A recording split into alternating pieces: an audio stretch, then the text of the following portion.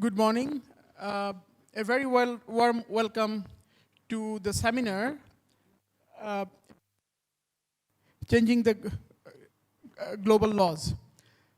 I would like to, before we start, I'd like to thank ICT division of the of Bangladesh government, especially for keeping this topic in the list of the seminars in BASIS Soft Expo 2019.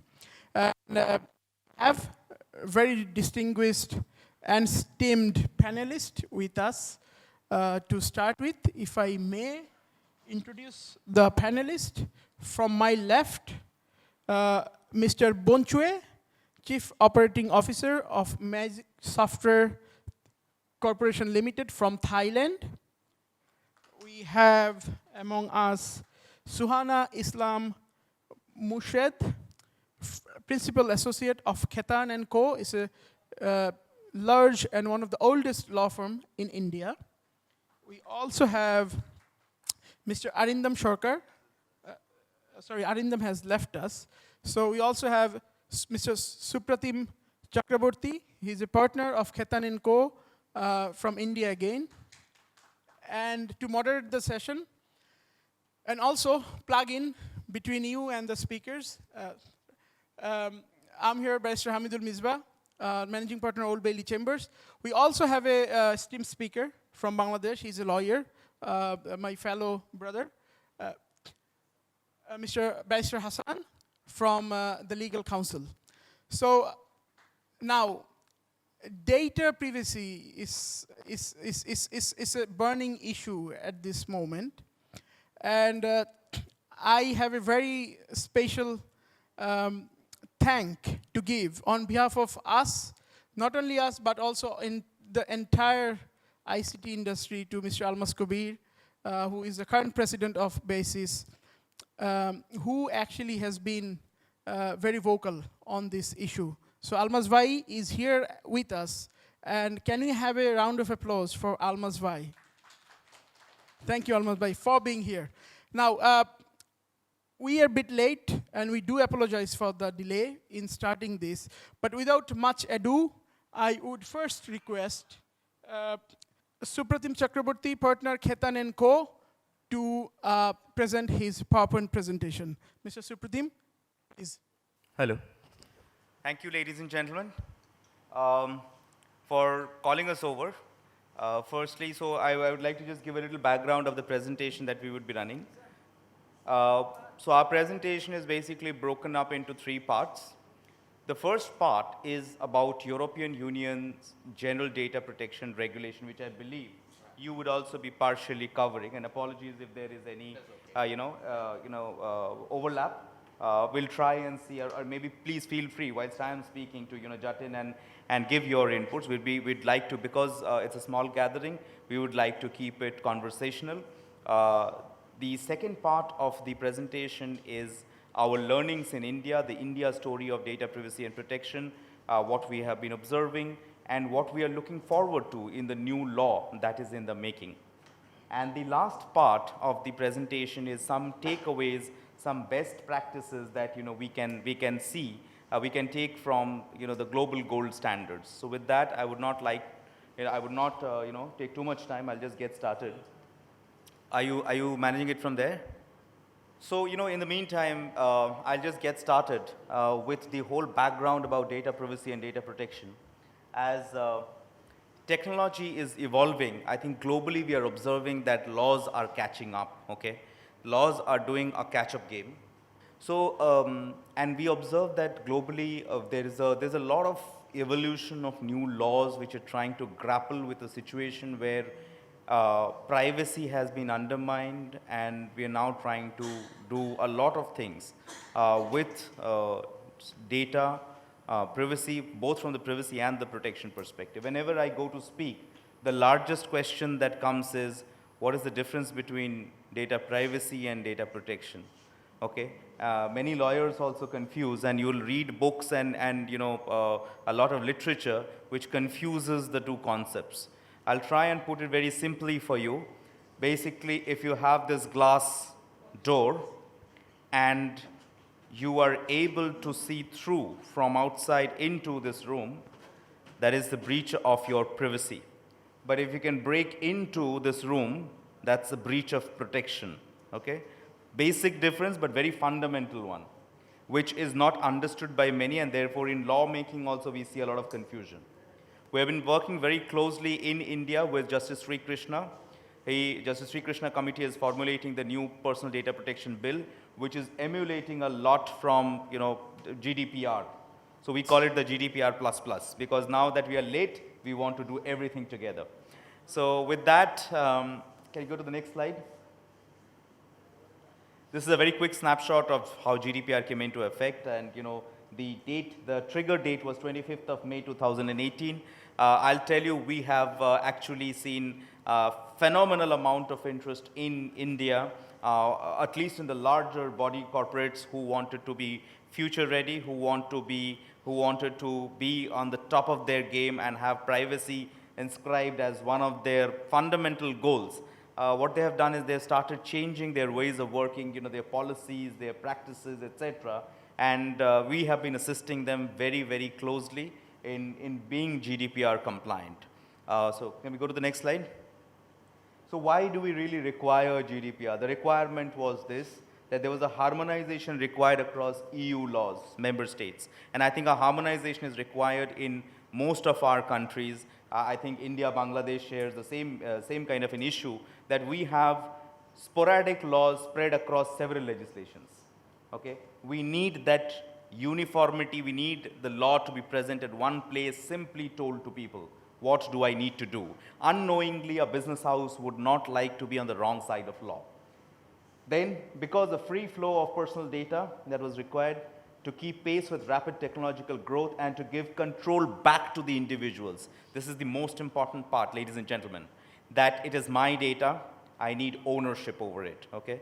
You cannot deal with it the way you would like it, and that's the fundamental principle. In India, Suhana would be covering this, right to privacy is a fundamental right today, okay? And therefore, we have a stricter parameter to follow. This is also true for GDPR. Next slide, please. Next slide. Yeah. So why did the whole world sit up to this whole situation of GDPR being implemented is because of this. 20 million euro or 4% of global revenue in the last FY, and the other bucket is 2% and I think 10 million euros, whichever is higher, okay? So looking at this, this became a board level talk, that this will impact us and can erode the entire company in no time if you are non-compliant. And we in India are emulating this particular concept of high threshold of percentage and a number. And our laws are also quite similar. It is 4% and 15 crore and 2% and 5 crore in the upcoming bill. Next slide, please. So if you have to really understand whether GDPR is applicable, the European Union's General Data Protection Regulation, whether it is applicable to you or not is the first question that should come to your mind. Believe me, we have seen in India several organizations who did not even know that the law was applicable to them. They had an exposure. So we had to sit down with them and ask these fundamental questions. Does your organization have any establishment or employee in the European Union? Number one. Number two, do you provide goods or services to data subjects in the EU? Goods or services, mind you. Third one, which is extremely fluid and more, I would say problematic, is does your organization monitor the behavior of EU data subject within the EU through apps or website, etc. Okay? So we had a situation in India where there was a Hindi song app which was downloaded by a professor in the EU. That guy does not even use it per se. I don't know whether he understands Hindi. But anyways, the point was that he had downloaded it and sent a huge notice to the company stating, I understand that you are tracking me through your app, and therefore EU GDPR is triggered. These are the provisions of EU GDPR, which is my fundamental right. You have, I believe you have breaches. Please explain what actions you have taken to be GDPR compliant. So the problem, ladies and gentlemen, is that the right has been given to the individual. it can hit a business really hard because a single individual can bring the organization down. Next slide, please. So what are the privacy elements which are kind of GDPR takeaways? And I think globally every organization is learning from it. Next slide. So the first one is consent, okay? And I think in a jurisdiction like India and Bangladesh, consent is still the king. If you take consent, you can do anything. I think that concept is changing. Concept is changing in GDPR as well, that you can't have a pre-ticked box. You can't say that silence is consent. All these things are going away. You will have to take actual informed consent. When we were deliberating on the Personal Data Protection Bill, we posed some very interesting questions to Justice Sri Krishna, saying that in a country like India, where you have so many languages spoken, when you have such large quantum of illiteracy, what is informed consent?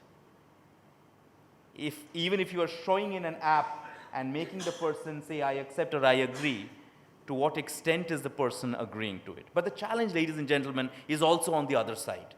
Because of this number of languages, you can't ask a business house to translate these into n number of languages. It's a hurdle, right? So today, I think we have a middle ground reached. If you see our Personal Data Protection Bill, the way we have written it there is, where it is feasible, you should try and have it translated into several languages. So just as one point on consent. There are several elements of consent. I think we can go on for the day. Other thing is minimal use, minimal collection. Point is data minimization. Use as much as required, only that much, not more than that. But I think in the IT sphere, no one understands that, okay? We don't have a concept of deletion. We may be overwriting few things, but you will find data being available forever in organizations. We have to change that culturally. Because the weakest link in this entire chain is human beings. You can do a lot of things by putting in technology, but at the end of the day, it is all manned by human beings. So it's very important that that sense gets into the individuals, right from the lowermost to the uppermost person in an organization, that privacy is in the heart and the center of our discussion. I'll tell you a very interesting and funny situation. So we were doing a GDPR assessment and compliance for a hotel chain. Suddenly, we realized that this hotel has humongous number of Afghanistani clients, guests who have been staying there. So even the hotel was zapped that how is it possible that we have been having so many people from Afghanistan. Then we realized the issue, and the issue is a human issue, ladies and gentlemen. Just pay attention to it. In the drop-down menu of country, the first name is Afghanistan. So the person who's entering at the counter doesn't bother to scroll down and enter which country the person is belonging to. Invariably, for most of the entries, it's Afghanistan. And therefore, we have a humongous wrong data that in this hotel actually, for years, a lot of people from Afghanistan have been staying. So short point, but very interesting learning from us, for us, that you need to train the people properly, right from the bottom to the top. Next is, of course, notice. Notice is another very important concept, which is basically telling what you would be doing with the data, how things would be handled, so on and so forth. Next slide, please. Security, I don't think I need to belabor too much. Accountability is important. Transparency has to be there. And disclosure-related norms are very strict, whether it is to an authority or it is to a third party. Next slide. Privacy by design. I don't know whether, I'm sure that you would be having it in Bangladesh maybe.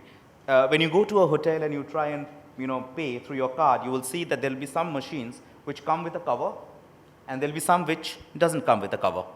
So that's a basic understanding or basic difference where someone had privacy by design built in. It's a very small difference. Someone thought of it that if you have an ATM and if you're punching in and there's a camera on top or someone could be standing behind you, it's important to have a small cover. So that is a simple example of privacy by design, and you will have to build in when you are doing development of a software or a hardware, whatever it is. But the point is, when I started thinking of it, I thought that, okay, what all are the possible areas of exposure? Let's try and plug that in by building in a concept of privacy. Anonymity, I think, is important. See, a lot of data is required for, say, research purposes, etc. So there, if you scrub off the name, then the remaining data, which is not able in any way be relatable to a natural person, can always be used, okay? So there is concept of pseudonymization and anonymization. That is, again, very critical. You can sort of explore avenues. I think in the Bangladeshi law, as in when it is made, I think this is one aspect that can be thought of, that if I anonymize data, maybe all of it could be, or most of it could be used for productive purposes. Enforcement, I'm not getting into, I've already spoken. Next slide, please. I've already spoken about this, about consent, how it should be clear and plain language, understandable, no pre-tick boxes. Withdrawing also should be as easy as giving consent. You can't have I accept right at the top and I decline somewhere hidden below within the terms and conditions. Minors is, again, I think it's nothing. You can go to the next slide. Okay, so these are the special categories of data, which is called sensitive data as per GDPR. Health, biometric, genetic, trade union membership, racial, ethnic origin, political opinion, religious, philosophical beliefs, sexual orientation. So this is, I would say region to region and country to country, this varies. In India, we had a very peculiar situation.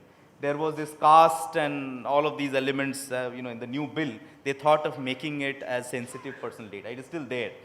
The problem with some segment of people is they say that our name per se is reflective of our caste. So in effect, the name of an individual becomes sensitive information. It's a funny situation, real problem. Next slide, yeah.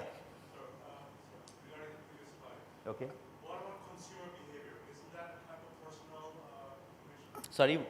Consumer behavior. Consumer behavior is personal information, but it can be of two types. One is how many people walk through the door in the morning in the store from, say, morning 10 a.m. to 3 a.m.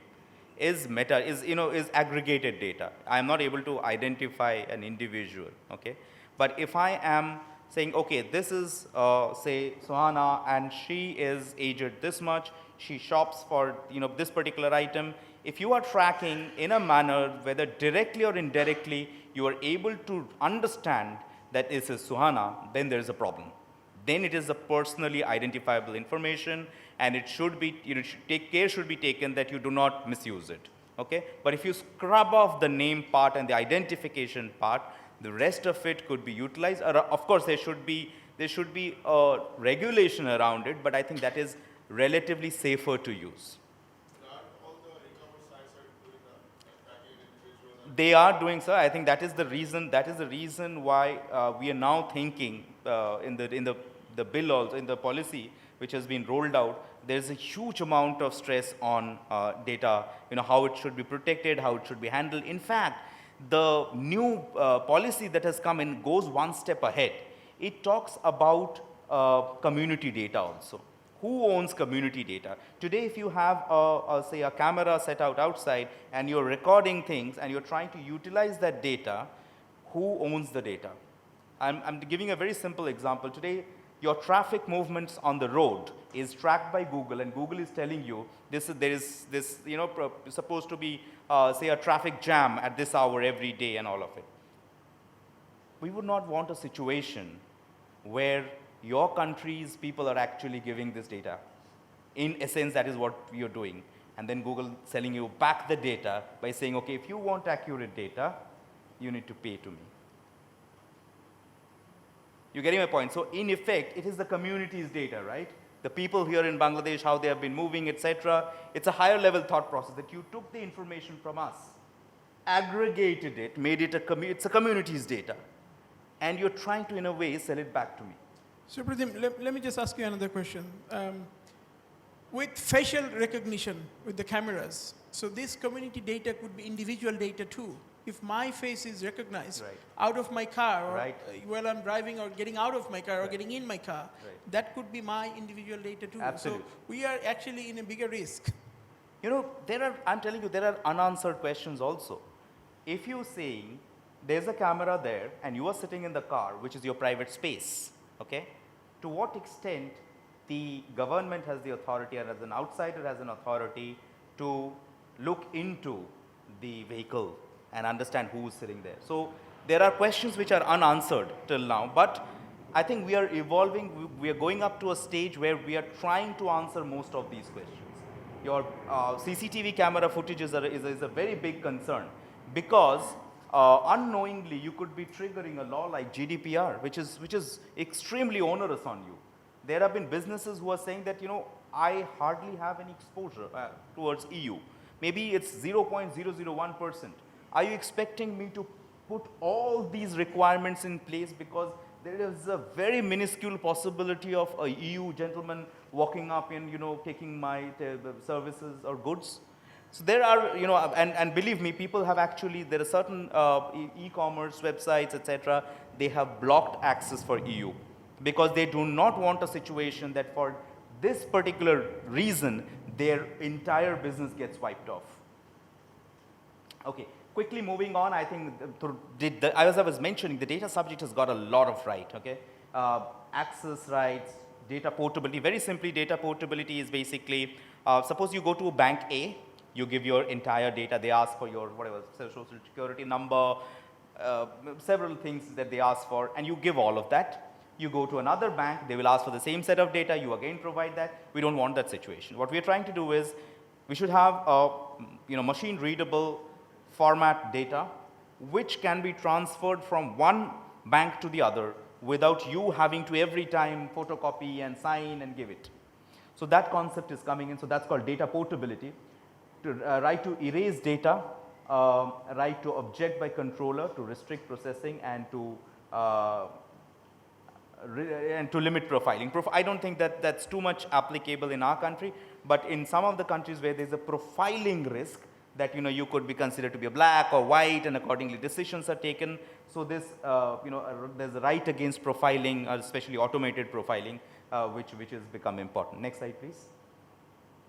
So with that, I almost am coming to the end, but this piece I thought was very important. Why does a country like India, Bangladesh, you know, all these regions, why do they need to have a law which is somewhat akin to EU GDPR? Is because if you want data to freely flow into your country, you need to assure them that, okay, it is, our laws are well equipped and almost at par with what you have. And that's the reason that, you know, maybe India is also formulating the law which is quite akin to GDPR. So for transferability, you need an equivalent kind of a law in your jurisdiction. Next. So very quickly, go to the next one, please. Very quickly, if you have to get started with this, just ask these questions. What personal data do you collect? How do you store it? Why do you process it? And how secure is it? These are the fundamental questions to get started with. Because most of the times when we go to organizations and try to plan out a privacy program for them, we see right from a startup to the largest telecom organization, they struggle with the data map. From where did the data get in, how did it travel to the final deletion or purging or wherever it is stored. They are unaware because so much has happened and in a fragmented manner. So it's very important to get started with these basic fundamental questions. Next one.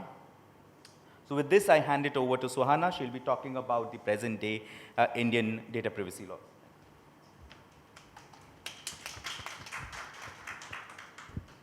Thank you, Shupro. Good morning, ladies and gentlemen. Like Supratim mentioned, the EU GDPR, as you know, is the gold standard of data protection and privacy in India, in the world. Now, I'm going to talk about ground zero and where we are in India at present.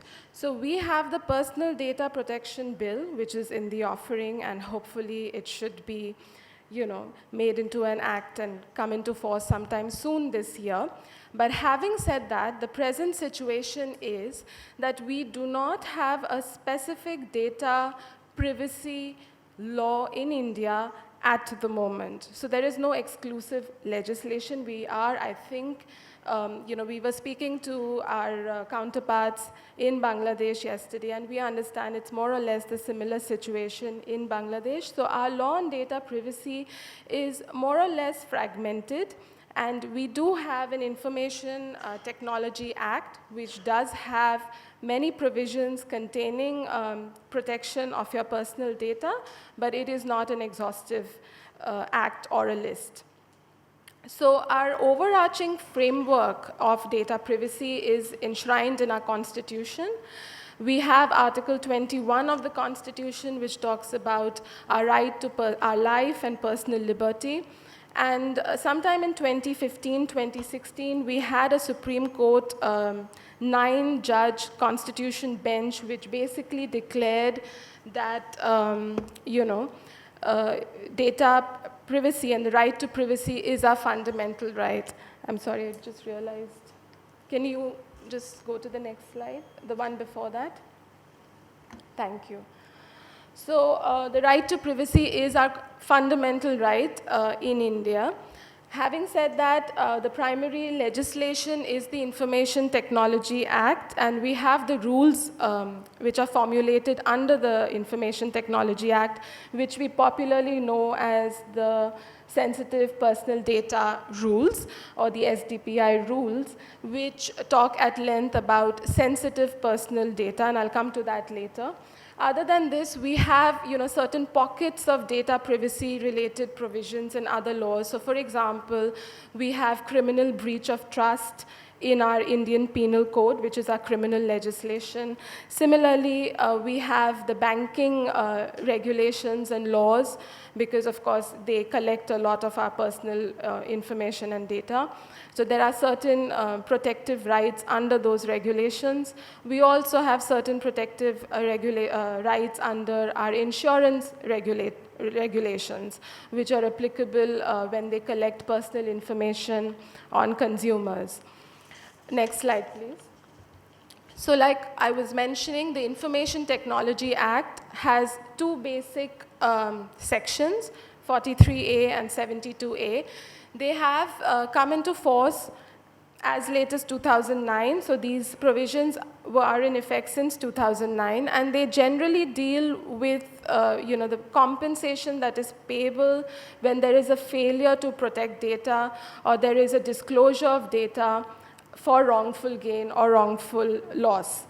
So 43A, for example, it's very simple. It's if any body corporate is handling personal data, sensitive personal data or information in a computer resource which they own or they control, and such body corporate is negligent in sort of maintaining the reasonable security practices and procedures, and this leads to a loss or some kind of damage, or it causes wrongful gain, then there is an uncapped liability that may flow from it. So what is sensitive? 43A talks about handling or possessing of sensitive personal data or information. So we have our rules which basically identify these 6 to 7 points which constitutes personal information. So it's basically password, your financial information like your bank account, credit card, debit card details, your physical, mental health conditions, your physiological conditions, your medical records and data, and your biometric information. So for example, if you go to, say, India to get treated, so all your medical records which are possessed and taken care of by the hospital and which it keeps in their records, as long as the computer is in India and the computer resources in India, that becomes your personal, sensitive personal data and information, and you have protective measures under the rules. Next slide, please. The next point is on Section 72A. This is the only other provision in the IT Act which deals with protection of your personal information and sensitive data. Again, it's similar to 43A. All that it talks about is that if there is a disclosure of your personal information, if it is accessed by anyone and that is disclosed, and if there is an intention to wrongfully gain from it, or if it causes loss, then again there is some consequences. It is imprisonment up to 3 years, or it is a fine of up to 0.5 million rupees, which is around 5 lakh rupees. So next slide, please. Very quickly moving on are, as I mentioned, the fundamental rules that we have under the Information Technology Act deals with protection of sensitive personal data or information. Now, there are just these 5, 6 very fundamental rights, fundamental points that are covered in these rules. So for example, the first is privacy policy. So if anybody is any body corporate is dealing, possessing, handling any of your sensitive personal data or information which we spoke about, like your credit card or your biometric or your password, for example, they need to display a privacy policy which is very clearly worded. It is very easily accessible on their website or in any medium which is easily accessible by the person who is disclosing that information.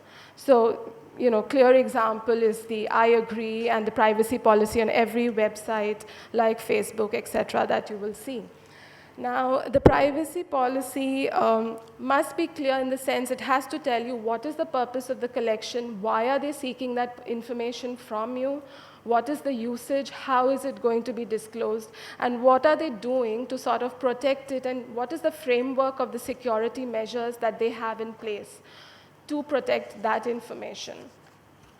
Once they have this privacy policy which is displayed, there is a very essential element of consent. Like Supratim also mentioned, I think in the subcontinent, consent is key. So before collection of your data or before disclosure, you need to give consent.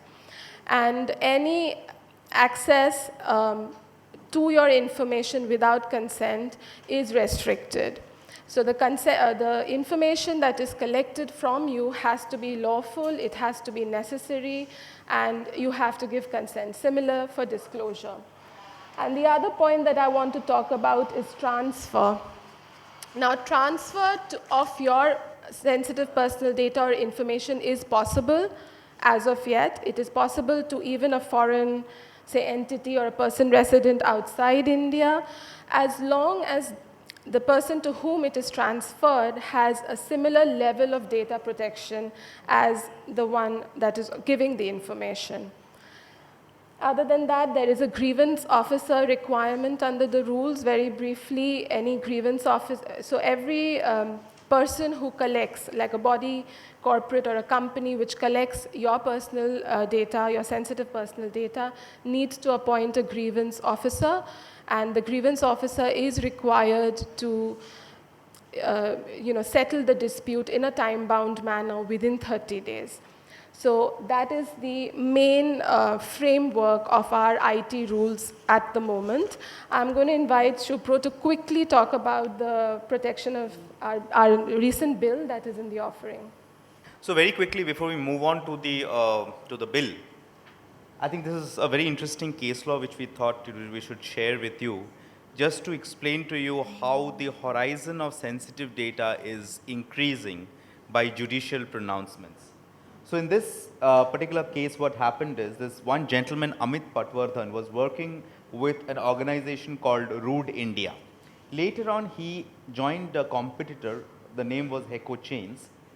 And after he joined the competitor organization, the previous employer, Root India, filed a case against Amit Patwardhan, and they presented to the court a bank account statement of Amit Patwardhan which clearly showed that whilst he was in engagement in the employment of Root India, he was getting paid heavy amounts by Heko. So basically, it showed that he would have taken the money and maybe, siphoned off important, essential information to the competitor.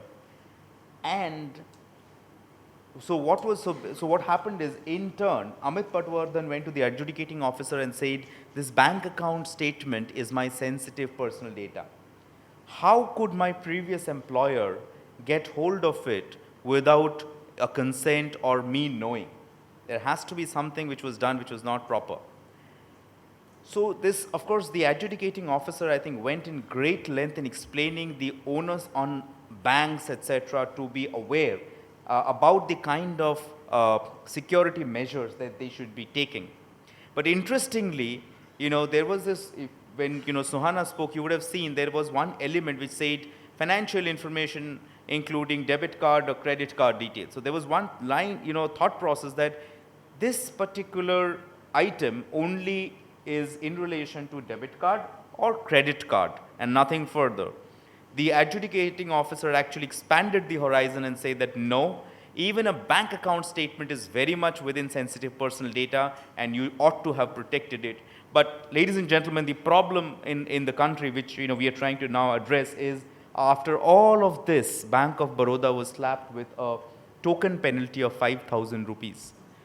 And the bucket is actually uncapped. They could have slapped any amount of penalty.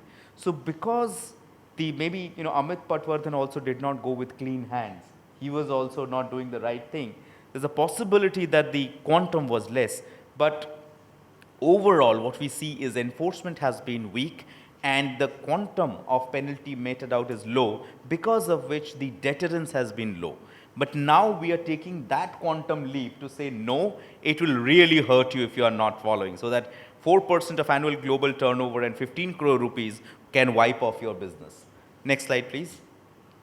So very quickly, sorry.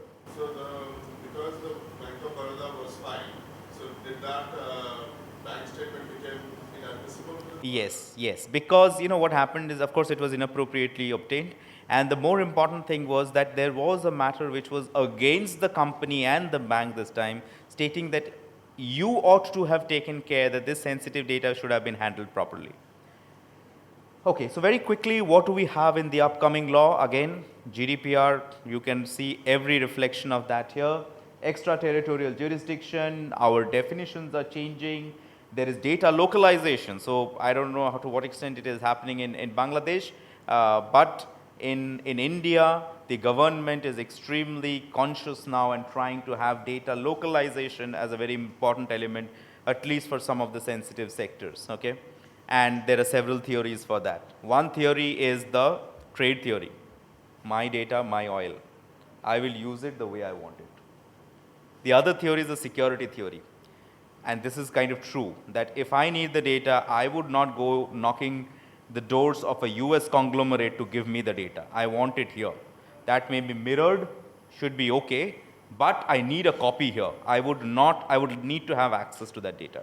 Now there are theories and counter theories to that, but short point is it's happening in our country because in every single draft legislation and policy that we are getting or we are coming out, we observe elements of data localization there. Some of the largest players in the market like Amex and MasterCards of the world had to localize the payment systems related data. The Reserve Bank of India has said that nothing doing, hard deadline, you'll have to ensure that all data is housed within the country. So are you saying that mirroring of data outside the geographic area of India that's okay? I will come to that slide, but there are 4 categories actually. So there are 4 categories. One stating free flow of data, no problem. Second category is saying free flow of sensitive data, possible with a copy in India. Third one is a similar, I'll just go through that slide. And the fourth one is the critical data, cannot leave the country. So they have broken it up into 4 parts and say that, okay, the segregation is yet to happen, but that's what we are looking forward to, that now we will have, data divided in this manner, and you will have to follow the requirements. Domestic player, foreign player, doesn't matter. Okay, so then, we have new data subject rights like in GDPR, heavy penalties are there, and designated data protection officer. Next slide. Next slide, please. Okay, very quickly, definitional changes are happening, but I think there is nothing different from the global laws or GDPR. But we have a very interesting concept of data controller, and data controller being called data fiduciary, and data subject being called data principal. So this is to establish a relationship of trust. So the nomenclatures are changing a little bit. Next slide, please. We are increasing the horizon of sensitive personal data. So what Suhana spoke about is appearing on the left-hand side. This is a smaller list right now. We are increasing the list to include all of these. Okay. Next slide, please. Applicability of the law. Very simply put, if you see on the left-hand side, whatever, if processing is in India and, by an entity in India on Indian citizens, it's covered.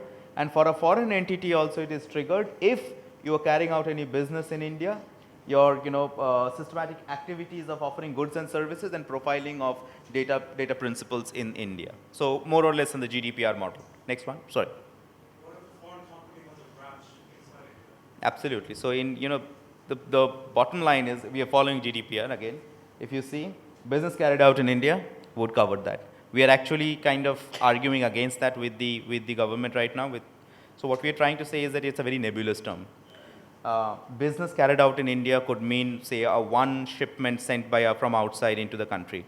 But that guy may not be intending to do focused business in India. If you read GDPR, it has got certain parameters which are laid out, and so maybe you can cover that in greater detail, that, it's not like one-off case can be covered, but if you continue with this particular definition, there is a possibility that even a minuscule business operation could trigger the requirement of this law. Next slide.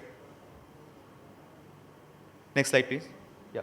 So grounds of processing, I'm not getting into the nitty-gritties. It's a very legal concept, but very simply put, consent is still the king in countries like India and Bangladesh. We continue to have that. But there are other grounds of processing also which are now being thought of.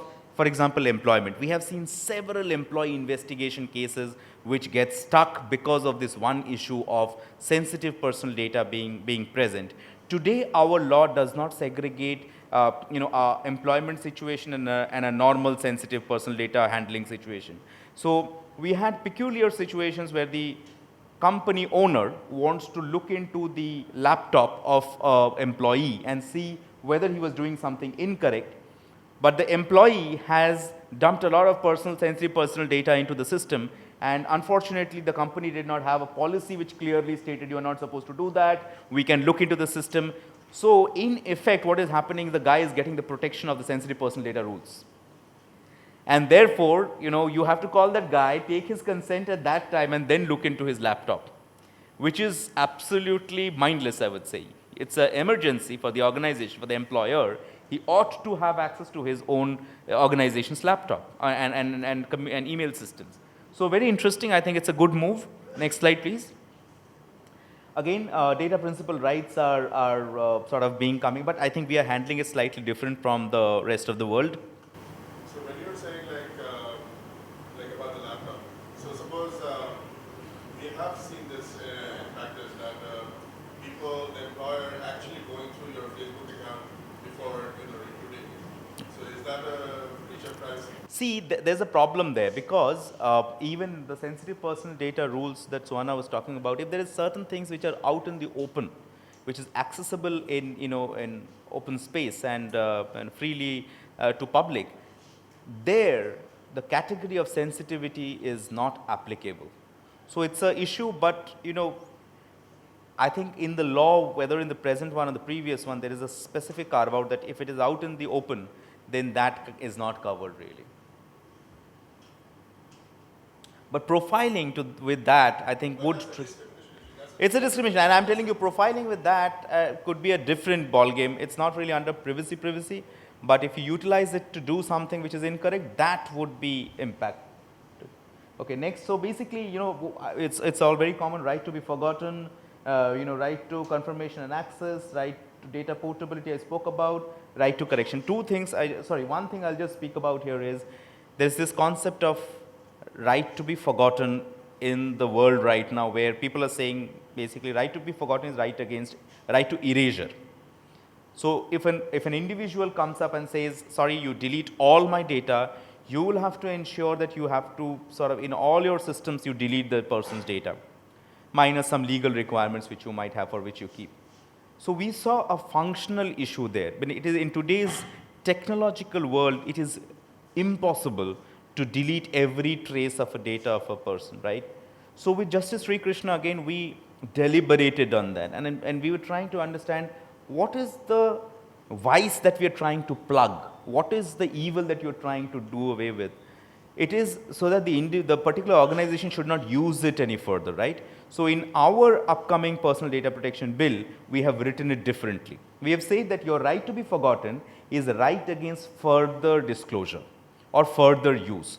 So the organization has to give it a sign off that I will not use your information any further. Of course, I'll try to delete, but that deletion is not a part of your right. Next slide, please. Data transfer, quite akin to GDPR. Next slide. Extremely important, data localization. Pay attention to this slide because maybe this is something that you can emulate in Bangladesh as well. So we have 4 categories right now. The first one is exempted personal data. No problem with that category. Please freely send out. The government doesn't care. Okay. Second one is personal data. There is another category of personal data which can be sent outside the country provided you keep 1 copy in the country. That's the second category. Third category is sensitive personal data. If it is in that set I showed you, if it is sensitive personal data, mandatorily you need to keep a copy in the country. And the fourth one, the red blob, is critical personal data cannot leave the country. Okay, simpliciter way of depiction, but that's how we have in the upcoming bill. Here. So today we do not have crystallization of these. It is yet to come through the rules. But so personal, there are few things which is in privacy sphere also. As you do study, you will realize that there are several layers. Okay, there is something called personal data. Then you will have something called sensitive data. There could be something which is intimate data, which is absolutely not touchable. Okay, so these layers you can use to see that, okay, what is that information which you would not mind giving? Personal data, name, maybe your address or something, which is, say, in the first category, and hypothetical examples. Second category of personal data, say, age. I would not be maybe too free to completely, give, without retaining a copy, it goes out and all of that. Some information may be required by the government at a later date. Sensitive personal data, we already know those categories, caste, etc. That is already kind of crystallized. That data, if you are sending out, you mandatorily need to have a copy in India. And last one is a critical data. So, for example, payment system. Now, we were very sort of skeptical, and Reserve Bank of India came down very strictly on that, saying that nothing doing, any sensitive personal data which is to do with the payments has to be housed in the country. So that forms a hypothetically. I don't know. The examples have not been given in the law right now. It is yet to be made. But that includes my bank account, my bank statement. It could include your bank statement also. Like in Bangladesh, the regulator bank, the Bangladesh bank, does not allow hard data outside. Does not allow the banks keep the financial data outside Bangladesh. Yeah. So that would be this category basically. Next one. Key compliances. I think we have dealt with most of this in our previous slide, so I'm not belaboring again on that. Next. I have talked about the penalties. Next one, please. Okay, I think I'll skip the case study. Next one. No, next. Yeah. So this is my favorite one. I think I intend to end with the sum up of all that we will be maybe speaking about throughout this. This is called the 5 P's of privacy. From a lawyer's perspective, these are very important. First one is the provider's agreement. Second one, privacy policy. Third, procedures for information security. Fourth, proactive monitoring. And 5, purge or delete the unnecessary.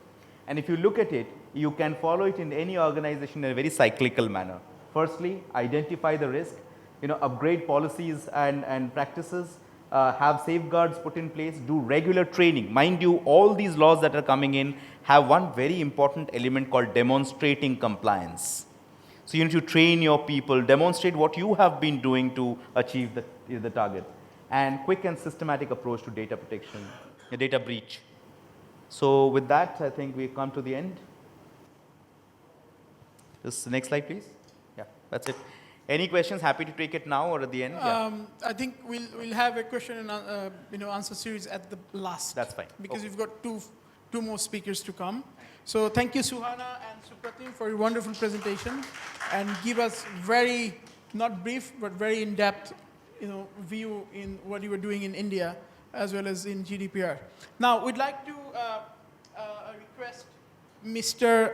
Bunchue Sangu Vorangpong from Thailand. He's a Chief Operating Officer of Magic Software Thailand Corporation Limited. So, yeah. Can we have a round of applause for Mr. Bunchue? Mr. Thank you. Bunchue will be talking about mostly GDPR, GDPR's impact in Thailand software industries and In fact, yeah. in fact, all of you will already got the information from, Supatim and also Suhana. Sorry that I pronounced your wrong name. I think that is quite understandable, okay? I'd like to add this about the sensitive data and in terms of security and how can you protect your information or sensitive data that related to, the GDPR rule. That should be better, because I'm not coming from, the legal or law firm. I'm coming from, the technology. And so I like to share related to how to protect the sensitive data. That would be better, okay? Okay. As you mentioned that sensitive data that plays significant part, but the point that as the large organization, you have so many data move in, move out. From our business domain, we are focusing in financial insurance, and also healthcare or telco. You can see that they have so many data that move into your organization. The first of all, how can you classify your sensitive data? You cannot keep everything, okay? When you classify and you know that this is the sensitive data that should be related to, the EU, European Union foreigner, okay? That should be how can you protect. The point that I like to add is that from the data protection or data loss prevention or data leakage, most likely 80% from, the financial institute, 85% the data leakage created from the staff from within. That means I say this is a kind of like insider threat that you have faced. Sometimes your employee or your staff will do by intentionally or non-intentionally. How can you know? No matter if you have the policy, the staff policy or sign the business conduct guideline, the customer can do, the staff can do or the staff cannot do. How can you control? Technology can help you to control.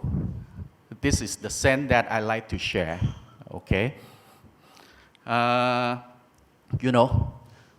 way that you have to protect the data leakage, if you cannot protect, definitely you will get penalty, okay? This is the way that we try to protect.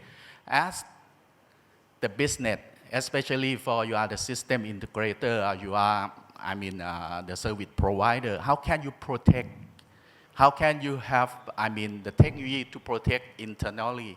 Okay, in different industry, they have the different way to keep or store or collect the data. How can you manage? This is the point that I like to add this. Okay, apart from that, in terms of, let's say, even in Thailand, okay, some large enterprise, they may not aware how to comply regulatory like GDPR. Even matter in Thailand itself, our act or our law, data personal data act, the cabinet just approved last year, about May of last year, are still on the way. That for, the Personal Protection Act, including data privacy. But honestly, from the understand of the citizen, for the people, we have lacking of understanding about that. The point that I like to add this, that as the business, they related to the government, that the government have to create awareness to their citizen, okay? And apart from that, the business then will have how can they make clearly understand to their people. Second one, how can they protect their data? Because the protect data means protect their business. The business, let's say like a bank or financial institute, they will have to comply a lot regulatory, not only GDPR. They have to comply so many, let's say, like, I mean, anti-money laundering that related to the financial transaction, okay? Or even related to, I mean, in terms of healthcare, they have to compile for, I mean, the sensitive patient record. How can they protect? This is the point. The software will help them in terms to control about that, in order to deter, to detect, and to prevent. This, I like to add this kind of sense, you know, because honestly, I'm not from, I mean, the legal aspect, but just for, I mean, the technology, how can we protect for, I mean, that data loss. This is, I think, the significant part about that. Sorry, because I have limited of time, I have to leave. Okay, I like to add this, only this, you know. Apart from that, they also have another regulatory that related to us. GDPR may be quite far away, but they have another regulatory they call Cross-Border Privacy Law, or CDPR, that they initiated from, I mean, Japan since 2011. And we related to the APEC because Bangladesh country or Thailand or India, we are in the, I mean, the Asia Pacific zone, okay. This is gonna be, is quite flexible, not too complex that we have to fully compile similar like GDPR, okay. They are in the sense of, I mean, the APEC community is trying to discuss, and GDPR, I mean, EU, they're quite flexible and around, just in case if you can compile for CDPR, okay, that will be, I mean, they're gonna be around you, okay. This is the information I like to share, okay. Okay, thank you. Any question you can list, okay. So if you have any question, you can keep it for the last part. Last maybe 10 minutes, we'll have some questions. Thank you, Mr. Bunchue, for your speech and sharing with us how the data protection rules and laws are being implemented in Thailand, and your experience from, from the industry perspective, being an IT industry person. Now, I would like to request Mr. M. Salauddin Hassan, he's a lawyer in Bangladesh, to deliver his speech or presentation for us. Thank you. Can we have the presentation? Can we have the slide, please? I think so. We're going to skip a lot of this because it's already covered. Thank you. Thank you. Already, the panelists have already spoken in great details about how the privacy law is being enacted in India. And we have, it's a huge learning potential for us. Because in Bangladesh, as such, we do not have data privacy laws that cover. So the laws that we have, again, very fragmented and all over the place, but again, deals a lot with data protection as opposed to data privacy. So again, like, the recent act of 2018, the Digital Security Act that has come out, it goes through a lot of the sections. So you can see, sorry? The 2006 ICT, hasn't that been scrapped? No, it's not been scrapped because only the few provisions that have come under the Digital Security Act 2018, only those specific sections have been scrapped from 54 to 66. 54, yeah, 54, 55, 56, 57. And 66. I think so. Yeah, so apart from those, because there are a lot of other aspects of the digital security that were covered in the ICT law that are not covered specifically in the Digital Security Act, and as such, so they are both coexisting as for now. So again, if we see, it's a lot to do with mainly digital security and not data privacy. So we'll just quickly whiz through the laws. So as you see, it's offenses relating to computer source code. And let's just say for the fact that for the convenience of time, I have not quoted all the sections here because the law is there. Anybody can have free access to it. So there is no point really going through this here at this moment. So the next one, we have what we have, the ICT Act 2016. The Section 63 deals somewhat with the data privacy, but it is dealt in a very vague manner, so as to say not very specific, not, it needs a lot more clarification to that law.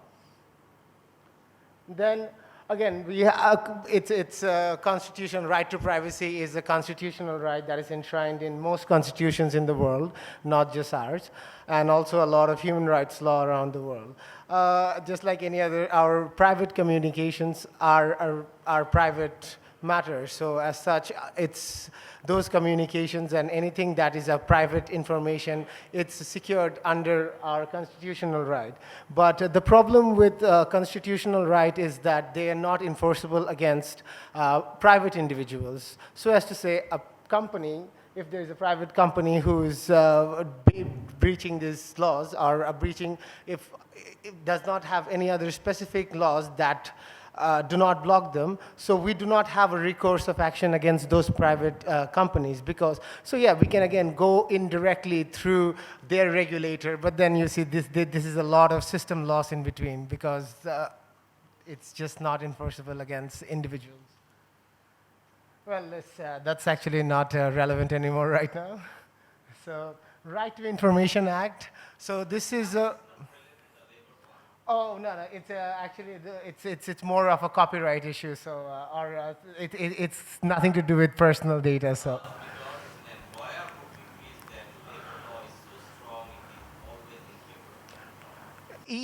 Actually, no. In this very case, it's like it's of course like it is in favor of the employer.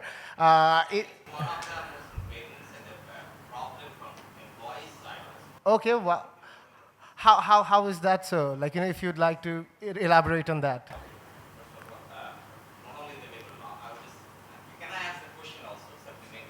I know where you're coming from. Please do ask. Yeah.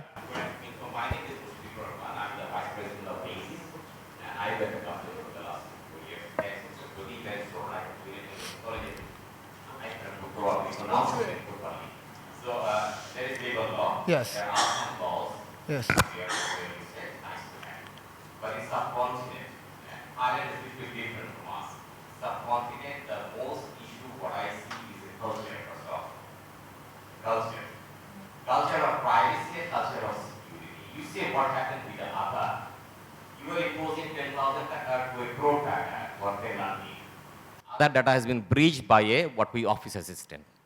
Can you penalize him with a crore taka or 10,000 crore taka? What does it matter? Okay. As a society, we are not at all private-centric. We try to talk to each other. Okay, forget about this Facebook, what Almaz Bhai was talking about. We are sharing WhatsApp. Everything we need to say yes, yes, yes. Otherwise, we cannot basically go to there. I had a con call with Singapore, India with the WhatsApp. 5 people are calling. I had to say everything, okay, fine, fine, fine. And I have a lot of information over there. I don't know what's going to happen. It's not only one social media, a lot of social media. All right. And number 3 is coming up. Why we are talking about the cultural aspects. See, even if we go to, say, I'm the most secure person for a government or a private entity of a company, particular corporate. I'm just talking to very sensitive information while in the car or sitting in the vehicle where my driver is listening. See, in everywhere, we are, as a society, as a culture, there is a cultural issue, is very important thing. There were data passes. Yes. Data passes from family to surroundings. It's not the same similar situation in Europe and North American country where they really do to care about their privacy, number 1. Number 2, whatever the law are being enacted now, talking to some of the penalties and something, when they go to the court, somehow we cannot restrict them because they said that we are doing it for our companies. I do not know how it goes. Okay. It might be a network hacking, it might be something. To prove them, it's a real challenge. Okay, I'm throwing it to you now, to the panelists. No. I'll answer when I come answer to that. Thank you. Yeah, please, you continue. No, you can go ahead. You say. No, Are we going to answer him later then? No, we're going to answer it later. We're going to have your one finished, then we're Okay. going to come back. So, Right to Information Act, again, it's one of the Information Act that has come up in 2019. So under this act, whatever our government entities or our government bodies are obliged to give out information if you make a right to an application under this act. But the act actually recognizes our right to private life because the Section 7 of the act actually says that any information that pertains, because the government, they have our personal data, they have our personal national ID data, they have a lot of our personal data that's accessible to them. So our right to privacy is actually addressed in this section, which says that any data that hampers our personal space or our personal rights of privacy will not be provided by the government, even upon application under this Right to Information Act. So again, penal code, right to our personal data, again, we can say it's our property.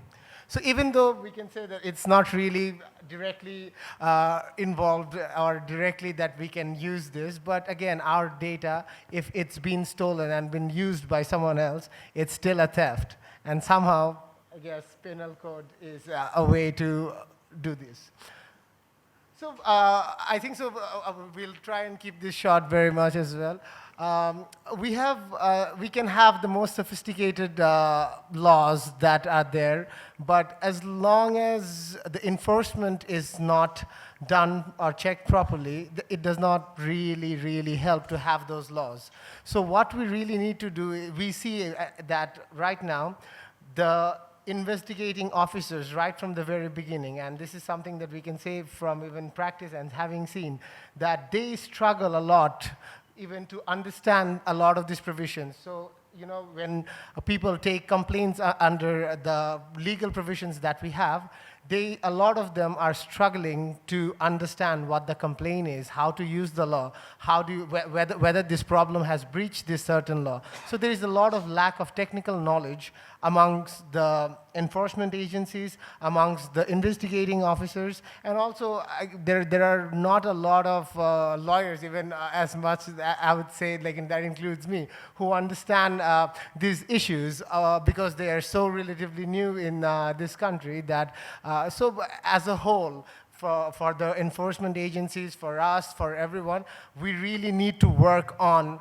capacity building, and this will happen through rigorous training and importing help, or trying and understanding these things properly. So capacity building is what we need at this point, and obviously there is the data privacy law, which we have not really looked at with that much importance from as of now, is high time, and this is really the time, and we have seen in the recent past and in very recent times how breach of personal data it has been hampering big companies and countries.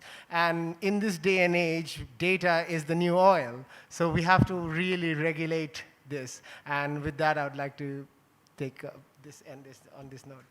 Okay. Thank you, Hassan, for your nice presentation and covering actually in few slides, covering all the laws of Bangladesh that would encounter data protection. Now, with your permission, being the moderator, I also had prepared few slides, I think 3 slides. So if I may kindly have your permission to go through them quickly, then we'll come back to the audience and have questions for the panelists. So if I can have the presentation, please. Thank you. Okay, so what I'm going to talk about is data protection law about data protection in Bangladesh, now and then. So when I talk about then, actually, it goes back to back until 7th October 2018. So until 7th October 2018, we had this only, Article 43B of Constitution of the Bangladesh. আমাদের সংবিধানের Article 43B যেখানে বলা আছে যে every citizen shall have the right to the privacy of his or her correspondence and other means of communication, subject to some little bit of restriction imposed by the other laws. So that was the only piece of law, by and large, giving protection to individual citizens and also other entities to protect their privacy and correspondence. So that was it. In addition, we had penal code and all these, but those are, actually comes after this and part of it actually. But then we had Section 26 of Digital Security Act of 2018. Now let me give you the little background. Digital Security Act was first of all drafted in 2016, and in the draft, this Section 26 was not there. So we had the opportunity, along with Ministry of ICT and BASIS, to review the digital draft security law and then pass some comment to make the law more robust. And then we are lucky to have our current ICT minister, Mr. Mustafa Jabbar, as the president of BASIS. So this is where actually BASIS had played a big role back then. So I actually called Mr. Jabbar Bhai, amra jake boli, Jabbar Bhai, we've reviewed the law, but we know it for a fact that data privacy is a big concern for us as well as for foreign investors. So foreign investors do not feel safe about their data, about their privacy of data and other things, or information. So আমাদের দেশে is very difficult, or it's very time consuming to have one law enacted. So it's going to take us like 4, 5, 6 years maybe to have a Data Protection Act. So could we have something, maybe 1 or 2, 3 sections in the Digital Security Act, so that we could briefly protect and talk about data security, data privacy, and information privacy. So then Mr. Jabbar, Jabbar Bhai jeta bollen, please do write me a letter, and I'm going to send it to the Ministry of ICT, and then we are going to go together and talk to them. So I exactly did the same thing, and I'm still thankful for that. That Jabbar Bhai, I was successful enough to make Jabbar Bhai realize that this is important, and Jabbar Bhai was such a leader that he actually took it, and we combinedly went from BASIS and আমাদের organization থেকে Bangladesh IP Forum, and we went to the then ICT secretary, and we handed over him the letter, and that had 3 sections actually of data protection in the draft. So later on, when we had this Digital Security Act 2018, and then we found that those 3 that we suggested had been consolidated in one section, which is Section 26 now. So what is Section 26? So Section 26 actually talks about not data, but personal data has been defined as information in Digital Security Act.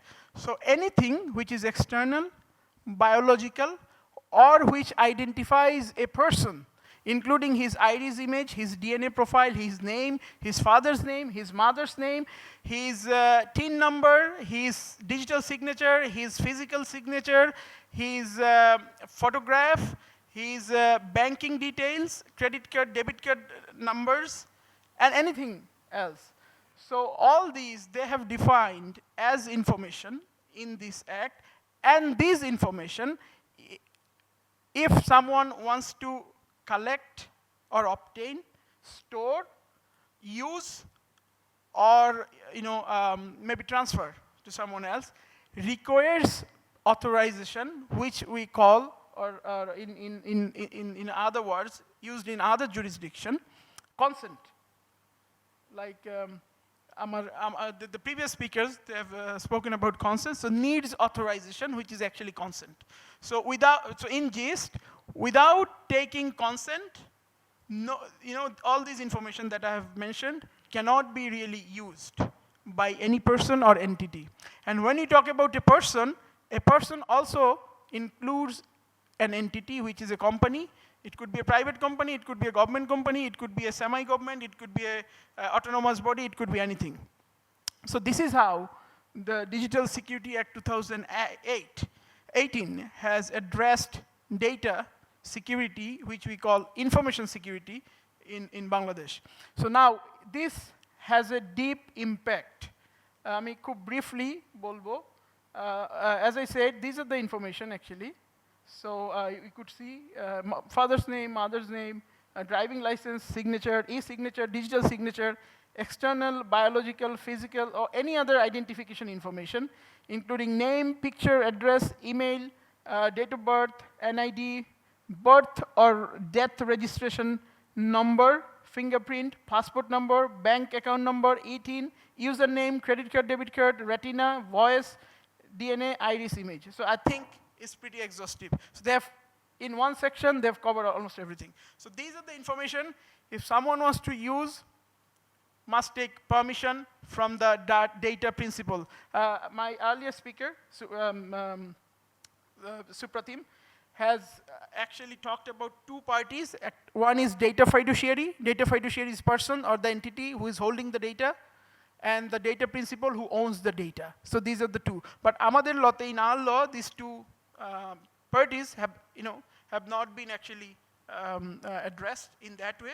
But this is how the law works. So these are the two parties. So in gist, consent must be taken. So if consent is not taken, then what happens? Then, so if consent is not taken, then there is a 5 years imprisonment.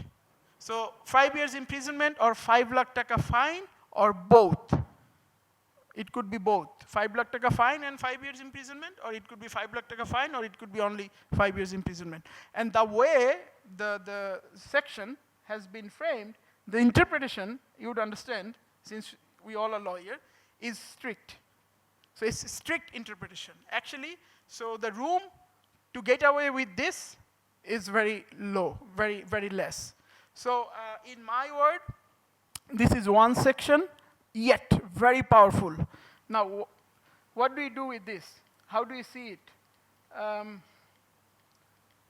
So as Hassan shared with us, that data is the most valuable asset now. It's even more valuable than oil, which is, actually, Economist reported this a couple of years back. This is a news covered from Economist in 2017. So we see this, we could see this as opportunity. We could also see this as risk or threat. So what are the risk or threat? Let me cover that first. If someone or a company is having someone's email address or someone's personal information and using that now, maybe this information was taken before 8 October 2018, and they're using it now. But they need to take permission from the person. Otherwise, they're in legal risk. So this is a red zone that we are in now. So who holds this information and who uses this information? Mostly our telecom operators, our e-commerce entities, our fintechs, our banks, credit card, debit card entities, hospitals. They all have data, huge data, because we're a country of 16.5 crore people, size of the population. So we generate huge data every day. Our e-commerce companies generate huge data every day. So now, if they do not comply with the law, which is section 26, they could be at risk. And I intentionally, I did not have the case studies here, but I'll just, one of the most popular ride-sharing companies in Bangladesh, homegrown company, they were accused earlier, this year or later last year, that they use their consumers' data and also stored them without having their permission. And not only that, they also scrap other personal information from their mobile handsets, those who download their app. So I assume that, I don't want to name them, but with due respect. So this is a risk for them. So they need to really, so all the companies like this, who have an e-commerce platform, who has a mobile platform or website, must comply with this. So this is the risk. If we do not comply, then we could be subject to 5 years imprisonment or 5 years penalty, 5 lakhs taka penalty. Now, the opportunity is this. The world's most valuable resource is no longer oil, but data. Now, if we comply with the law, and we do the due diligence, we take the data or information principals information and use them in accordance with law. That means after having their permission, more specifically, because the data protection law in general requires to be, the use must be specific. So amra jodi, if we take permission, specific permission for them for specific use, like, okay, I store your data, may I have that permission? Yes. I want to use your data for research, I want to use your data for marketing, I want to use your data for XYZ. So these are the specific permissions. We inform the data principal, data owner, that I'm storing your data with your permission, give me your consent, and I'm going to use it for this purpose. So this is the area of compliance. I think we can talk about this all day, but in gist, this is how it works. So if we could do this, there will be a lot of opportunity for the e-commerce companies, for the IT industry, to analyze this data and design new products, come up with a lot of new innovations, and also make a huge, revenue out of that. Because data could be traded for various purposes if it's done legally or following the due procedure of the law. So this is something I wanted to share with our esteemed panelists and our esteemed guests and speakers here. We also have some the IT leaders, Almaz Bhai and our vice president from BASIS. So now, that is it. That was my brief presentation for all of you. But we'd like to go back to the panelists if you have any specific question, please feel free to ask. And then, after the question and answer, we'd like to have at least 4 recommendations from 4 panelists to take away to BASIS and from BASIS to the government. That what you think Bangladesh as a country that is hugely focusing on the ICT industry and taking this forward. And this is the main purpose of holding BASIS Soft Expo, which is a signature event of BASIS. Where do you think that we should go, and how do you think we should approach this, and what would be the steps? Very specifically, I would like to hear after the question and answer series. So over to you, to the audience, for your specific questions. Please do, when you ask a question, please do refer to the panelist whom you are asking the question. Thank you. My question is regarding, directed towards Mr. Supratim. First of all, thank you, welcome to our country, and thank you for your valuable input. My question is, it's my understanding, as a non-legal person and all, harmonizing laws and rights are very expensive in terms of creating a new system, paperwork, and so on. So obviously the EU, they can afford it because they have a huge pool of resources. How can Bangladesh, Bhutan, Nepal, and all these developing countries afford this harmonizing movement that you speak about in your first slide? Right. Thank you. Right. I think the answer has already been given by sir. I think the first step is culture. And unfortunately, culture doesn't come. It's not a pill that you can pop and say that, it's ready. Now I'm culturally ready. It has to happen over time. And I think the first step has been taken, that we are having sessions like this to speak and to sensitize people slowly at the larger level, at the largest level is the most important step. You won't believe, I entered into the hotel here and I saw there was a laptop kept on the public area, and the password for the laptop was put on a post-it and was pasted there. So maybe the next employee who comes in can readily key it in. But I think the concept of privacy is it kind of starts from there at the grassroots level. Who's handling these systems, right? The other most important thing is to have a law, at least, shaped, which is in consonance and imbibing all these gold principles, okay?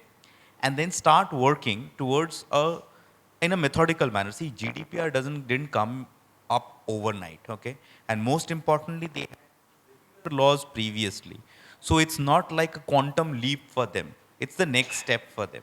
So similarly for us also, A, cultural shift, B, from a regulatory perspective, think tanks, all bodies like this need to come together and emphasize that we need a law definitely, let's have a graded approach. You don't need to implement it overnight, okay?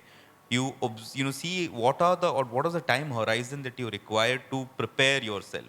And once you are there, I don't think it's, it's impossible with, so you're talking about the technological advancements. So technology can help you to a very large extent, okay, to achieve all of this. I'll give you a simple example. We talked a lot about the individual's right that has now been sort of come in, and an individual can ask you, please provide all the data that you have about me. Now, if you are an unstructured organization, it's impossible for you to quickly and readily give that information. And therefore, what you need to do is create a system which is technology driven, where right at the beginning when this information is coming in or whatever you've sort of got till now is collated in a manner that when an individual asks, it is system generated. The system generates that entire data set about an individual and you just email or sort of provide to that person. That day you don't start scrambling with all your resources, please start finding about this person, what information that we have. So I think it is the law and the technology which has to come together in a symbiotic manner, and a cultural shift which will really win you the game. It would, but I think we should start taking, baby steps. Okay, blockchain will definitely play a very significant role. Let me share with you, okay, the point that we need to create a privacy awareness culture, okay, in order to, no matter we are DAO, no matter, okay, you are Bangladesh or, Bangladesh people or Thai people, I still doubt about, what is the privacy, the definition that we need to create. The government, we have to strengthen government infrastructure, organized infrastructure, in terms of technology, okay? And the point that you need to focus on customer right, how then to understand about data privacy and transparent information. That is the point that I'd like to address.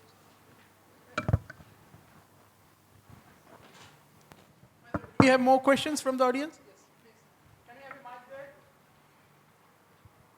there? You have mentioned about the entities over there. It could be a company or an individual. But what if the entity is state? Because in state, we also are sharing a lot of KYCs. And in state, there are requirements sometimes where they might be sharing in inter-agencies. Like I have my KYC to some certain agency of the state, but state might need to or might share my KYC or my information to other agencies or something like that. So does this new change in the law also protects my my data privacy in the citizen perspective? Because some specific agency might have more access to my all end-to-end data, but it is not required that the same footprint is easily accessible to I think I understood your question. First of all, if you... It's not only, Can you get the mic, please? not only sharing the information by the state, but also if what happens if there is a breach of data from the government. So like all our information, the citizen information, are stored by our election commission. And what happens if there is a data breach? So can I, as a citizen, take any step against the state? Okay, yeah, very valid question, specifically in Bangladesh perspective. So first question, that if the breach is done by state-owned agencies like NSI, DGFI, CID, or even our tax authorities. Now, if we look into the law, I think there are 8 categories of government agencies that have been given exemption. So that means 8 agencies like NSI, DGFI, CID, PBI. No, I'm not talking about legal interception. Legal interception, as you said, they are exempted. But what I'm saying is that our biometric information, like our passport data, our national ID, all the data as a citizen is stored at the data center by Election Commission. What happens if there is a breach of data, a hacking of data of that database, or can the Election Commission share that data with, say, somebody else? The question, can the election commission share our data, which is citizens' data, with other companies? The answer is no, they cannot. The other agencies, apart from those, they also cannot share now. So far, because we do not have a whole Data Protection Act in our country, first of all. So this is why I think ICT Ministry is looking forward to bring rules, how we are going to address. So in the rules, we might have more detailed discussion. Now, in absence of the rule, what happens? Our biometrics and all these that are stored with Election Commission or other government agencies, first of all, they cannot use it. They also should be compliant with this, because Section 26 actually does not segregate our data and government data. But now government, so far I know, is thinking that any citizens' information stored with government for a purpose of government work, which maybe we have given, will be categorized as government information. And they will be stored only in Bangladesh. They will never be allowed to be stored outside the jurisdiction of Bangladesh. But coming back to Alma's Vice question, so far the current state of law is concerned, yes, we can actually sue government entities too if our information is stolen or our right to privacy is breached. We can do that. There might be some information that also reflects my movement and everything. Yes. So that's my presence over there. Yes. So does government has that authority to expose me over everything in the legal system as well? Because Now, that needs to be actually looked into pretty closely, because government kept, few things in their hand, like the exemptions. So like if CID wants to, interrogate you, they will get you information. They'll use it for the interrogation purpose. So this is why we go back to Article 43B, subject to some limitations set by the law. This is the exemption, or this is the limitation of the mainly law. The thing is that if we can impose some escalation of this process, that directly these agencies cannot access those data without that escalated jurisdiction or something like that. What do you that mean by escalation? Escalation means sometimes it's happening, might happen that any kind of those agency can directly get into my data and look me end to end, hold my timeline and everything. But there should be some control over this access. Yeah, there could be. And Right. Actually, this is a whole spectrum of discussion we could have and consultation with the government. And actually, BASIS could be the right place to have it, addressed by both the government as well as the private entities. Like when we are giving the data to the government, Yeah. the consent is over there for specific service, government service delivery, we are giving it. But does government also have the right to use their data to identify or put me out? Yeah, but now, okay. Now, before I move on this issue to the rest of the panelists, I quickly would like to address Mushfiqur Rahman, Mushfiq Bhai. He's a vice president of BASIS. The point he raised, actually, the employment issues, and it's actually bigger than that. Data privacy now could be linked with the HR policies or our Labor Act, because the example he gave, we do a lot of talking with our near and dear ones, with our clients or suppliers over the phone while being in the car. So driver is actually hearing that. And what if driver being an employee divulges information? So, and it could be driver, it could be a lot of other employees too. So actually these are the issues that I think we need to address through our code of conduct or HR policies within the organization. And then the Labor Act has a very specific provision যে কেউ যদি কোনো এরকম কি বলে violates the terms and conditions of the employment. And it's not only that, it's actually, it does not have a timeline as to how long they are subject to that confidentiality. So if they are, by virtue of being in employment, they come across sensitive information about the company, so they are barred by that confidentiality for the rest of their lives. So it is not time barred, say like for 5 years or 2 years or 10 years. So they cannot. The law is very specific on that you have to keep those sensitive information confidential for the rest of your life. So So that's an interesting area that we are moving into actually. So it's pretty interesting. Now I'd like to have Supratim and Suhana's view on the questions that we had from Almaz Bhai and from you. Please. So I don't know if you know this, but what our election commission does, they have our whole citizen database, our biometric information, our all details. So now suppose if I go and I want to buy a SIM card from operator, so what they do is they take my biometric information and they, on real time, they match it with the database stored in election commission against my name and phone number, everything. So there is a match, and for that access, the election commission charges 2 taka or something like that per. So that means the election commission is selling my information to Grameenphone or to the operator. Is that legal, or is that does that happen in India as well? So I think we have something which is similar. I don't know about the monetary aspect of it, but there is a yes-no authentication which happens through our Aadhaar. The question, basically the query raised and the answer is basically in a yes-no format. Is this the correct guy? Answer yes or no. Okay. So per se we do not have an issue there. I think from a security perspective where our Aadhaar data, of course there's a lot of contradiction around that. You know, the government would always say that no, it's absolutely secure. And there'll be another school of thought who say that, you know, how is it secure and all.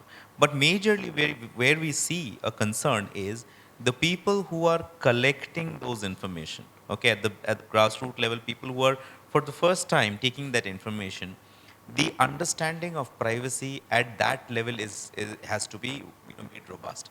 Because there we see a lot of leakage point, okay. Similarly, when, you know, it is being handed over for a particular purpose, how it is being stored is another sort of, you know, question. So I don't know whether it answers your query, but that's where we are. No, just to.